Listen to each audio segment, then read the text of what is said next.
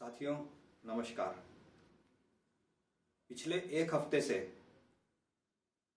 Corona के मामले देश में तेजी से बढ़ रहे हैं और सबके मन में फिर वही चिंता की लकीरें कि अब क्या होगा। और पिछले 2 लॉकडाउन से कुछ चीज़ें तो परिवर्तन हो चुकी हैं। आईटी सेक्टर के जॉब ऑनलाइन हो चुके हैं, लेकिन छोटे रिटेल और होलसेल या मध्यम वर्गीय बिजनेस, इन सब के लिए सबसे बड़ी दुविधा होती है और सबसे ज़्यादा परेशानी होती है।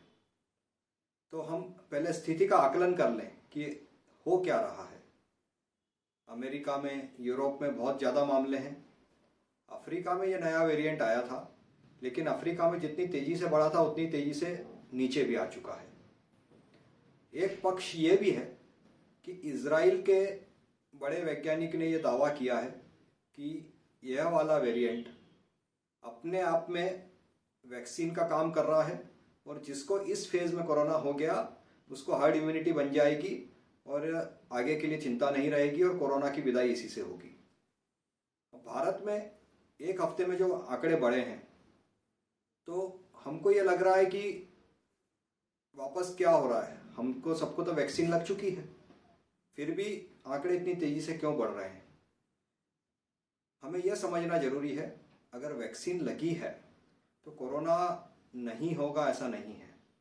लेकिन अभी जितने पेशेंट पॉजिटिव आ रहे हैं वो एसिम्टोमेटिक है, कोई सिम्टम्स नहीं है, बुखार भी नहीं है। रिपोर्ट करवाने पे पता चल रहा है कि पॉजिटिव है और 4-5 दिन में घर के इलाज पे ठीक हो रहे हैं। हॉस्पिटलाइजेशन की जरूरत नहीं पड़ रही है, ऑक्सीजन लेवल डाउन नहीं जा रहा है।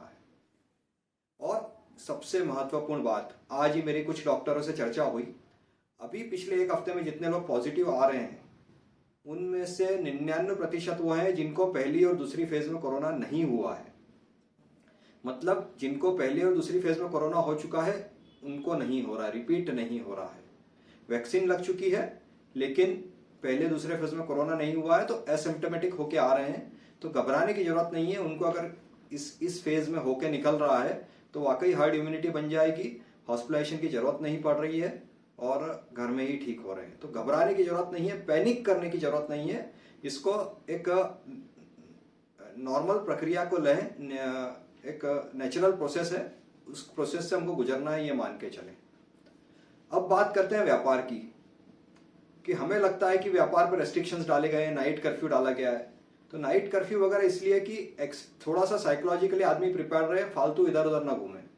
तो ये 1 महीना, जनवरी का महीना है, जनवरी एंड तक इसका पीक भी आ जाएगा। 1 महीना हमको ये संभलना है कि आवश्यकता नहीं हो वहां नहीं जाए, जहां आवश्यकता हो वहीं जाए, मास्क लगा के रखें, हाथ धोते रहें। अब व्यापार में हमको सबको लग रहा है क्या लॉकडाउन लगेगा। लॉकडाउन, पहली चीज, केंद्र सरकार लॉकडाउन को नीचे डाल चुकी है। केंद्र सरकार खुद लॉकडाउन नहीं लगाएगी। हर राज्य को अपनी स्वास्थ्य की चिंता खुद करना है और हर राज्य में भी हर शहर के कलेक्टर को उसकी चिंता करना है। लॉकडाउन की जरूरत कब पड़ती है, जब आपके हॉस्पिटल की कैपेसिटी 70-80% फुल हो जाती है और पेशेंट्स को नए भर्ती करने के लिए क्वेश्चन मार्क लग जाता है कि अब कहाँ भर्ती करेंगे, तब लॉकडाउन की जरूरत पड़ती है। अगर अभी नंबर ज्यादा भी आ रहा है लेकिन घर में ठीक हो रहे हैं और हॉस्पिटल खाली हैं तो लॉकडाउन की जरूरत नहीं पड़ेगी। पर इसका यह मतलब नहीं कि हमें सावधानी नहीं बरतना है, खूब इधर उधर घूमना है, ऐसा नहीं है। लॉकडाउन कोशिश करके आप समझ लीजिए कि जरूरत नहीं आना चाहिए, पर किसी शहर में बहुत ज्यादा सिचुएशन आउट ऑफ कंट्रोल है तो उस शहर के लिए लॉकडाउन आएगा, पूरे देश या आसपास सभी इलाकों में लॉकडाउन नहीं आएगा। तो जिम्मेदार नागरिक होने के नाते हमारा यह फर्ज बनता है कि पहले तो ये देखें कि हमको दोनों वैक्सीन लग चुकी है क्या, और दोनों वैक्सीन लगने के बाद खुद कोरोना हो चुका है तो थोड़े से सेफर जोन में है। अगर दोनों वैक्सीन लगी और कोरोना अभी तक नहीं हुआ है तो मास्क में और जरा भी कोताही नहीं बरतना है, हाथ बराबर धोना है, सोशल डिस्टेंसिंग का पालन करना है और बिना कारण के इधर उधर भीड़ वाली जगह पे नहीं जाना है। जितना हो सके ये 1 महीना शांति से निकाल लें। जनवरी एंड या फरवरी फर्स्ट वीक तक इसका पीक आ जाएगा और फरवरी एंड तक बहुत तेजी से वापस मामले डाउन भी आ जाएंगे और जो हमको अप्रैल से शादी ब्याह का सीजन मिलता है, 15 अप्रैल से 10 जुलाई तक शादी ब्याह के बहुत ज्यादा मुहूर्त है, उसमें इसका इम्पैक्ट नहीं आना चाहिए और वहां शादी ब्याह अच्छे से होंगे। वह सीजन व्यापारियों के लिए अच्छे से मिलेगा।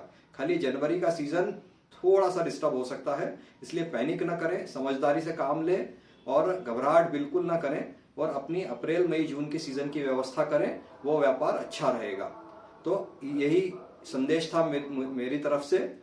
इस तेजी से बढ़ते मामलों के लिए सब अपने अपना ध्यान रखें और बिल्कुल पैनिक ना होने दें। जय भारत, जय हिंद।